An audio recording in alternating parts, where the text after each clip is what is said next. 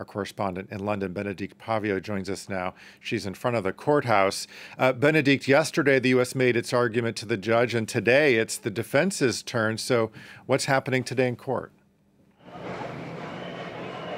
Yes, it is the defence's turn, although the prosecution, I understand, will have half an hour at the end of the day, and the reverse was true yesterday. So I'm outside a very noisy High Court here in central London. Very vocal protesters, I think about almost the same number as yesterday, and they've just been very loudly shouting to everybody nearby, "Free Julian Assange." So what's happening today is we have begun, indeed, those defense arguments, very much refuting the allegations, the claims made yesterday by lawyers representing the U.S. government. The U.S. government basically said yesterday that the January decision by Judge Vanessa Barrezza was the wrong one, that the judge was misled, and that the case for the mental health, the suicide risk was actually, and depression of Julian Assange was exaggerated, was overplayed, if you will, and that Julian Assange, the co-founder of WikiLeaks, should actually be extradited to the US. They gave various assurances, saying indeed one of them was that they would be prepared to accept for him if tried and when tried and found guilty in America. And let's remember he risks 175 years in prison because there are 18 indictments, very serious ones, amongst them falling foul of the Espionage Act, that actually he could go to Australia.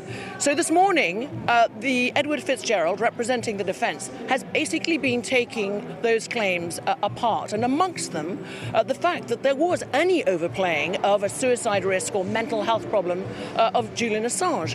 The Americans, according to Ed Fitzgerald, were very much saying that Julian Assange, could use his intellect to overcome his impulse to possibly commit suicide, and Ed Fitzgerald said this was absolutely not the case. He also made a very interesting and new point.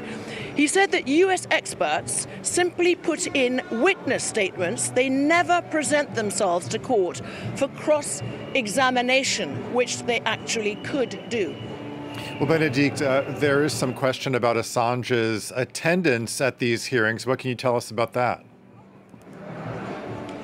Yes, so it turns out that there was a huge controversy going on inside the court, outside the court, about Julian Assange's presence. And when I mean presence, I mean attendance at his own hearing. The defence very clearly has stated that Julian Assange has asked to attend in person here at the High Court his two-day hearing, and that was refused.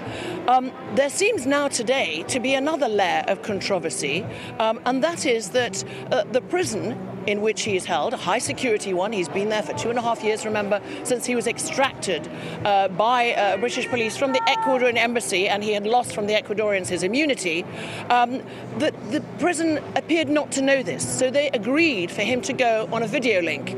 Stella Morris, his partner, the mother of his 2 young children, says that she was terribly worried when she went to see him on Saturday, one of the rare access visits, and then when she saw him appear yesterday, finally, in the afternoon, he was terribly thin, he looked haggard, at times he looked agitated, according to witnesses in the court, particularly when his mental health, depression and suicide risk was mentioned. And here today, we have, it would seem, again, a non-appearance of Julian Assange. So I think this is going to play quite a role, this overshadowing of day 2, as it has in a different way overshadowing of day 1, because freedom of speech, freedom for journalists to publish investigations, that is what a lot of people, amongst them RSF, Amnesty International, the NUJ here, the National Union of Journalists, are all saying needs to be watched very carefully in this hearing. Okay, our correspondent in London, Bénédicte Paviot. Bénédicte, thanks for that update.